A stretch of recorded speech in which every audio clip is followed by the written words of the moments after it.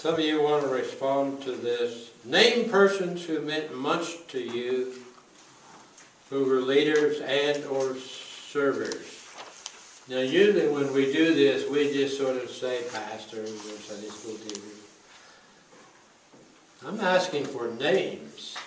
Name of a pastor, name of a leader,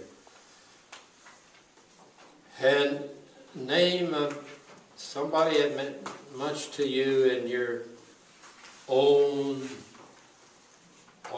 growing and in your own making you who you are. Dr. Field's written a book, something about listing 7 or 10 people who have helped shape your life. So, any of you want to name anybody that meant much to you?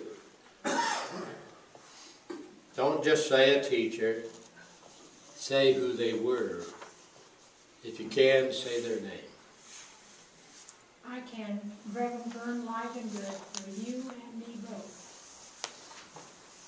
Okay.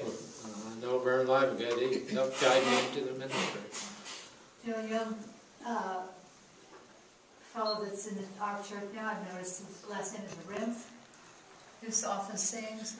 His grandfather was the adult Sunday school class teacher at the First Methodist First Church my parents attended, and he was there every Sunday. He was a teacher for 30 years, I think. Okay, great. Quite an exceptional, and it's possible that was a paid position, but I don't think it was. Maybe it was. Uh-huh. Okay, others? I think for parents who get 2, 3, 4, however many kids up and to Sunday school and church are just amazing. Yeah, they didn't have some. Yeah. And if you want parents' names, my Pat and Fern Milligan just managed to survive. We all survived. So. Okay, great. Yeah.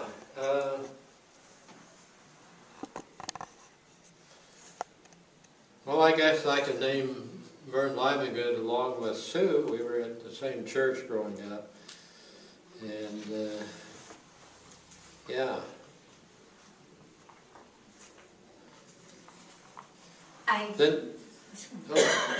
No, I have 3 different pastors at different stages of my life. Bud Payton as a young adult, Heidi Peterson and John Hart later on. And I say that because they lived like this. Their homes were well managed. They were all pastors. But they accepted me and acknowledged me as a person and encouraged me and accompanied me when I thought there was something within the church that maybe I should do or could do. And that acceptance and encouragement makes a tremendous difference, even in a small scale, let alone if you would get involved in something wider and greater.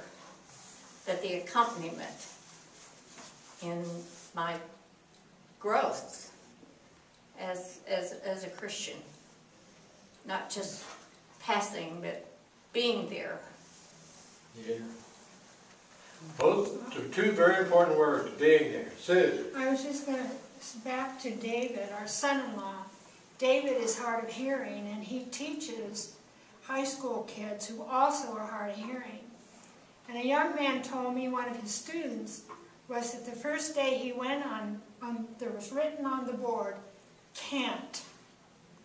And he said, we can do anything, and don't tell me you can't do it.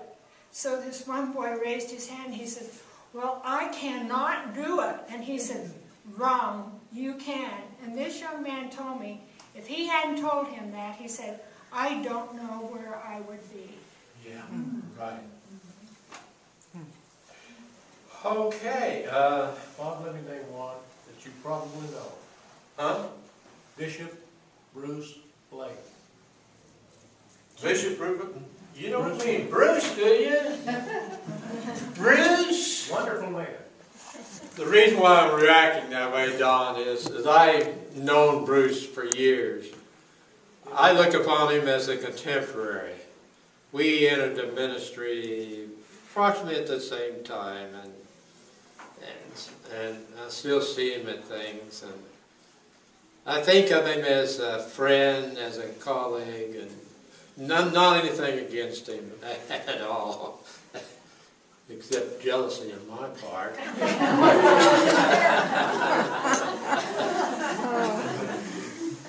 But Bruce is one of these bishops that is entirely humble. Yeah. And most of our bishops are. Maybe all of them. I You're don't humble know. also, aren't you, Bob? What? You're humble also, aren't you? Oh, he sure is. Yeah. Well, anyway. Yeah, just call me Hey You or Bob.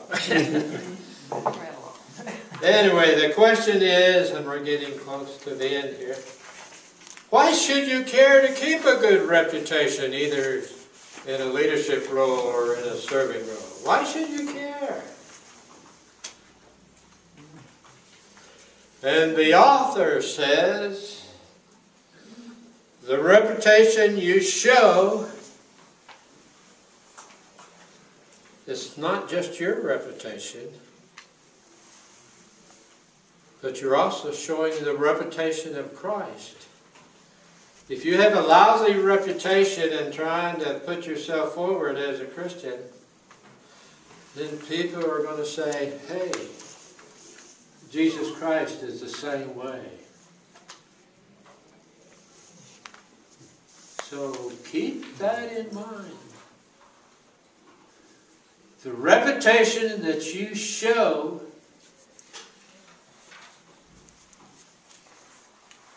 others, well, you're showing the reputation of Christ. Which reminds me of another thing. There was a Baptist pastor. He was the pastor of the First Baptist Church, I think, in Little Rock, Arkansas. Okay? The reason why I knew him is that on the side, he was an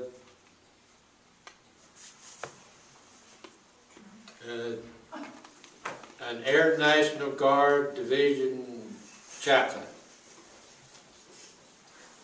He came to us once because he was going to be the National Prayer Breakfast speaker. Talk about humbleness, that guy had it in spades.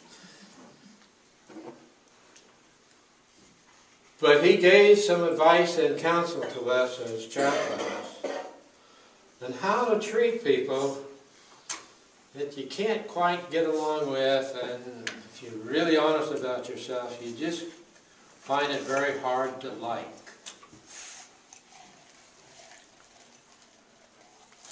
And by the way, pastors are tested that way.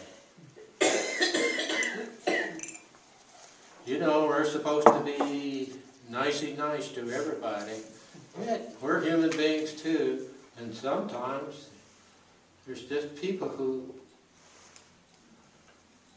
who you just have trouble relating to put a nice spin on it.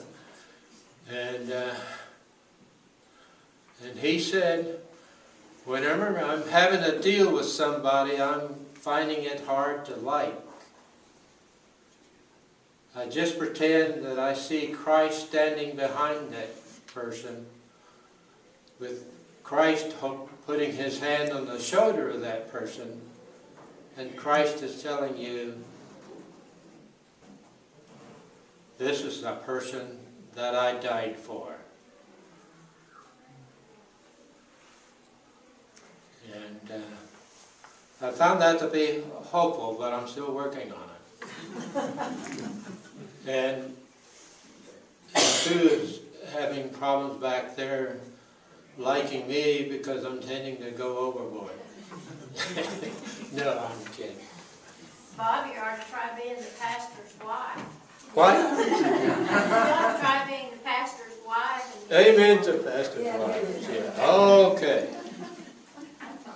The last thing. How do we live our? How do we uphold ourselves with a good